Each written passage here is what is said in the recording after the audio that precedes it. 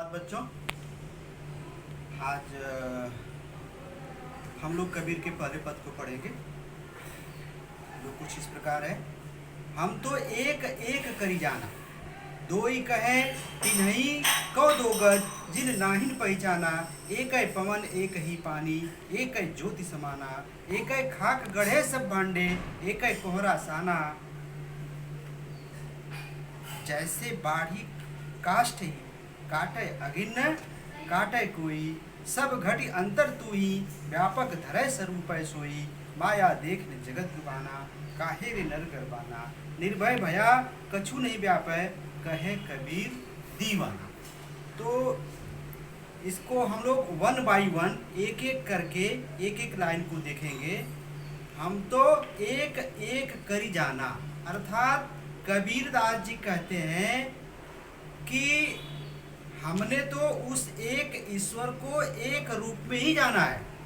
कबीरदास जी कहते हैं कि हमने तो उस एक ईश्वर को एक रूप में ही जाना है, उसमें द्वैत भाव नहीं है, सब कहीं वही है, सब कहीं हर जगह प्रत्येक स्थान पर वही है, दूसरा कोई नहीं है।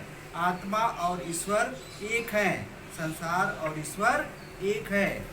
दूसरी लाइन देखिए, दोई कहें तिन्ही को दो गज, जिन नाहिन पहचाना। दोई कहें तिन्ही के दो गज, जिन नाहिन पहचाना। जो आत्मा और ईश्वर को अलग अलग कहता है, जो आत्मा और ईश्वर को अलग अलग कहता है, वह दोजख अर्थात नरक में पड़ता है। और उसने ईश्वर और आत्मा को नहीं पहचाना है। नरक में पड़ने का अर्थ है वह अज्ञान के अंधकार में रहता है। तीसरी लाइन, एक है पवन एक ही पानी, एक है ज्योति समाना। अपनी बात को सिद्ध करने के लिए कबीर इस एग्जाम्पल का सहारा लेते हैं।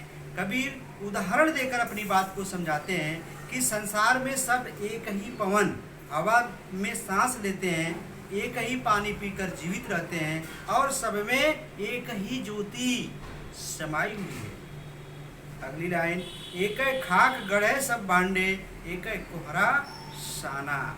एक ही मिट्टी से बनाए गए बर्तन हैं और सबको एक ही कुंभकार ने बनाया है।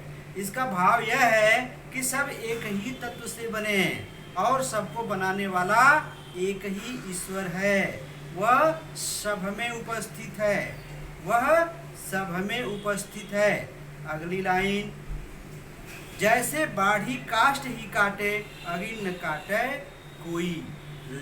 लकड़ी का बड़ा टुकड़ा जल सकता है, लकड़ी का कोई भी बड़ा टुकड़ा जल सकता है, क्योंकि माना जाता है कि लकड़ी में पहले से ही आग मौजूद होती है, इसी कारण वह जल पाता है। बढ़ई यदि उस लकड़ी को काट कर छोटे छोटे टुकड़ों में कर देता है तो भी वह टुकड़ा जल सकता है। उसके टुकड़े टुकड़े होने पर भी उसमें मौजूद जो आग है उसका विनाश नहीं होता है। अगली लाइन देखिए, सब घटी अंतर तू ही व्यापक धरे स्वरूप सोई।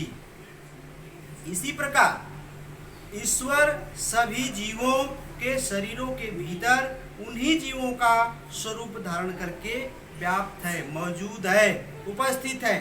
मनुष्य में ईश्वर मनुष्य के रूप में है, कुत्ते में ईश्वर कुत्ते के रूप में है, हाथी में ईश्वर हाथी के रूप में है, पेड़ पौधों में ईश्वर पेड़ पौधों के रूप में है। जीवों के शरीर के नष्ट होने पर भी आत्मा परमात्मा का विनाश नहीं होता है। ईश्वर लकड़ी में अग्नि की तरह से। माया देख के जगत लुभाना, काहे रे नर गरबाना। माया ईश्वर की क्या है? शक्ति है, जिसके कारण संसार में द्वैत दिखाई पड़ता है, सारे भेदभाव दिखाई देते हैं। आत्मा ईश्वर को हम माया के कारण अलग अलग मान लेते हैं, संसार और ईश्वर को हम अलग अलग मान लेते हैं। इससे क्या होता है? अहंकार की उत्पत्ति होती है और मनुष्य संसार से लोभित होकर भ्रम में पड़ा रहता है। कबीर कहते हैं, हे मनुष्य, तू अहंकार क्यों करता है? निर्भय भया कछु नहीं व्यापै, कहे कबीर दीवाना। जब मनुष्य आत्मा और ईश्वर के अद्वैत्व एकत्व को जान लेता है, समझ लेता है, तो वह निर्भय हो जाता है। फिर वह जीवन मरण और तमाम भ्रमों की व्यापकता या प्रभाव से मुक्त हो जाता है। यह बात दीवाना कबीर कहता है। दीवाना कबीर कहता है।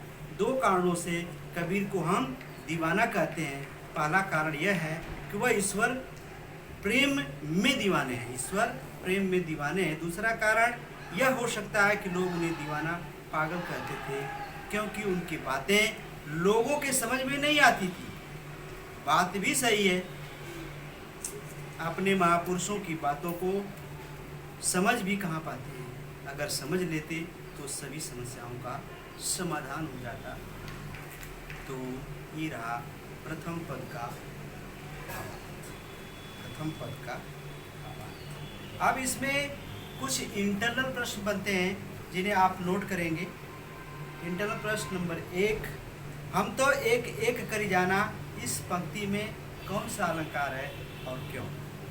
दूसरा, एक है खाक गढ़े सब भांडे, एक है कोहरा साना, इस पंक्ति का अर्थ क्या है?